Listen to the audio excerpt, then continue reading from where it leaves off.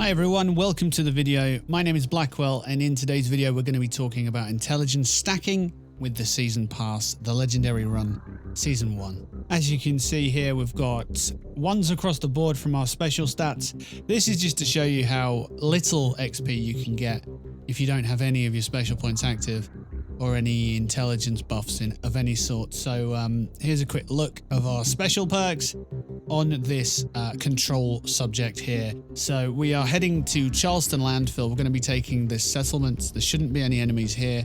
Should be very easy to claim. We've got barely any health, but that doesn't really matter. We're not doing any unyielding or any sort on this character at this moment. We're just simply turning up. We're going to claim the workshop and then just see what XP yield we will get from that. And then we're going to be discussing how we can stack our intelligence buffs all the way up to a moderate 65, which is quite comfortable. And this is all legitimate. There's no exploits to be done here. It's all completely by the book. So everyone can do this without getting into any kind of trouble with Bethesda. Okay, so we take 257 XP for that. It's not particularly impressive. We get a couple of bits of rewards there. But there we go. There's our control. We have got 257 with one special point in intelligence. Okay, so let's head over to the Charleston landfill and retake that settlement just to see what the difference is between our XP yields. We're up to 65 intelligence, so let's see what the difference is between the very beginning of the video and now. So claiming a basic workshop with 65 intelligence gives us a nice little tidy sum of 855 XP. Significantly larger yield than our level 1 intelligence character from right at the beginning of the video. And if you just run through the motions with this kind of build, then you can obviously stack up a lot of XP in a session. So let's take a look at where our intelligence is actually coming from. And first thing is to look at our armor. Now we've got a full set of unyielding with intelligence on it as well. So if you consider each piece of this gives you +3 to all your special stats apart from endurance, and +1, so an extra +4 essentially to the intelligence. That is a full set. So that's 15 plus the 5. That's giving you 20 total intelligence straight out the gate.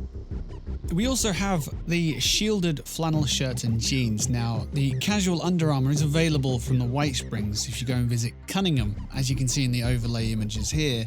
However, to get the shielded lining, you're going to have to get the treated, resistant, and so on and so forth. You have to get the 3 other linings before you can get the shielded lining. It's quite a rare drop, so do bear that in mind. If you can find someone who has it to make one for you and then buy it from Caps, that'd be a lot easier. Now, I know it's not necessarily the easiest armor and Under Armour to get, you know, Unyielding +1 full set and so on, but do bear it in mind that the legendary run, the parameters aren't really going to change from season 1 to 2 to 3 to 4, however many Bethesda decide to put out. It's always going to be the XP is king, okay? So by getting these in the long run, you're going to be able to level faster down the line, regardless of what the event is. So bear that in mind. I'm just showing you that this is the avenue that I'm going down for these items. Once you get them, it's going to basically buff your build and buff your XP. So it's going to be beneficial throughout. There may be other events that come along which, you know, require different armor or different Under Armour and so on and so forth. So, but for this, for the season pass, I would focus on getting this Under Armour and a variant of the Unyielding set. Okay, let's take a look at our mutations. Egghead here is giving us +8 intelligence rather than the +6 because we are running stranger numbers. Also, a lot of our negative effects have been suppressed to an extent because we are also running Class Freak. They're super useful perk cards for this build.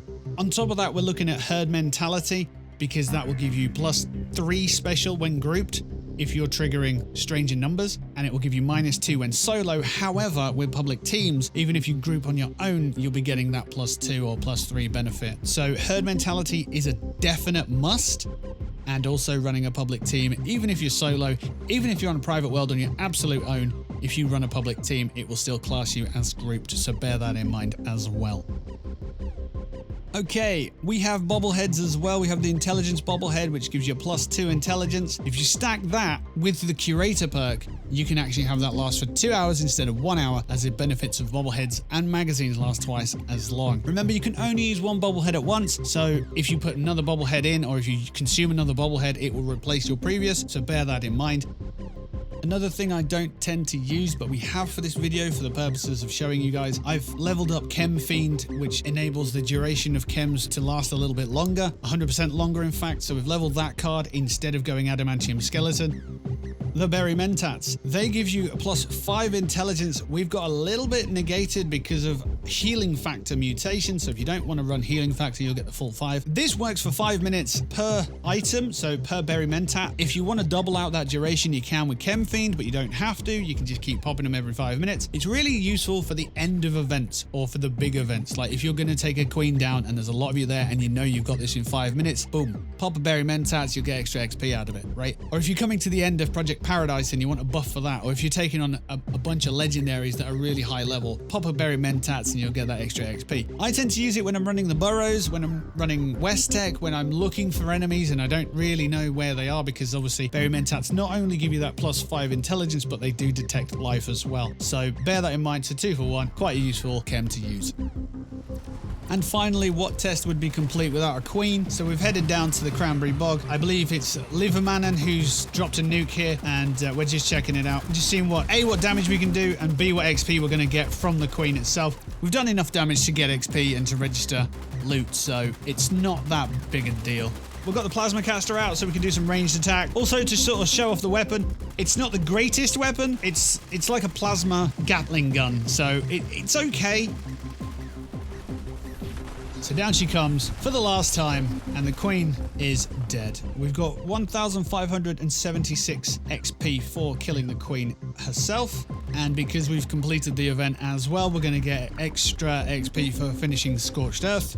So those are 2 separate XP yields, and we get another 3,979 XP there. Alright, that's it for the video. If you've enjoyed this video, please hit that thumbs up, make it official, give me that like, and if you'd like to see more content, hit that subscribe button, ring that bell so you get notified when we have posted new content. Thank you for watching. You can check me out on Twitter, Twitch, Facebook, YouTube, and Instagram. The details are in the description or on screen right now. Take care of yourselves, and I will catch your intelligent ass in Appalachia.